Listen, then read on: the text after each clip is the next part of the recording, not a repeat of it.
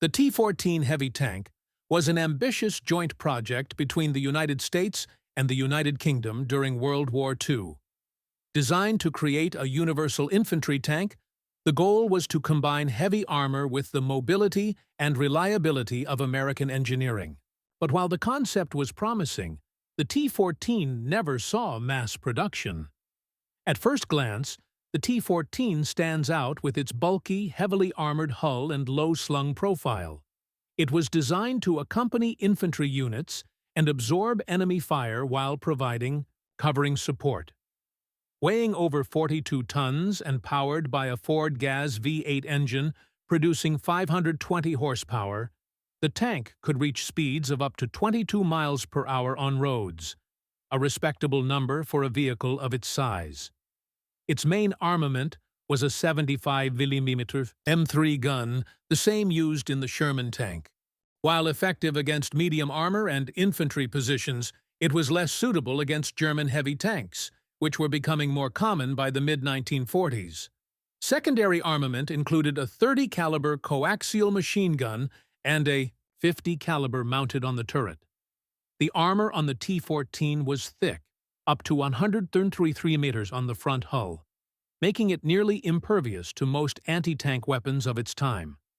It was also well-angled to help deflect incoming rounds. Despite its impressive protection, the increased weight caused concerns about mobility and logistical support in the European theater. Inside, the crew layout was similar to other American tanks of the era. It had room for 5 crew members: commander, gunner, loader, driver, and co-driver. Visibility was limited, and interior comfort was basic, reflecting the utilitarian nature of wartime armored vehicles. Only 2 prototypes of the T-14 were ever built. After testing, it became clear that the design was too heavy and complex for large-scale production. At the same time, British tank doctrine was moving in a different direction, favoring vehicles like the Churchill and later the Comet.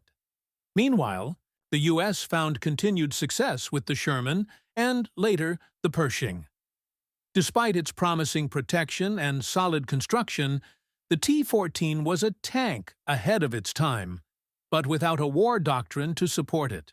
It now lives on in museums as a rare piece of military engineering history and a reminder of what might have been. The T-14 remains a fascinating example of U.S.-British collaboration and a bold attempt to create a true heavy infantry tank. While it never made it to the battlefield, it certainly made its mark in armored vehicle development.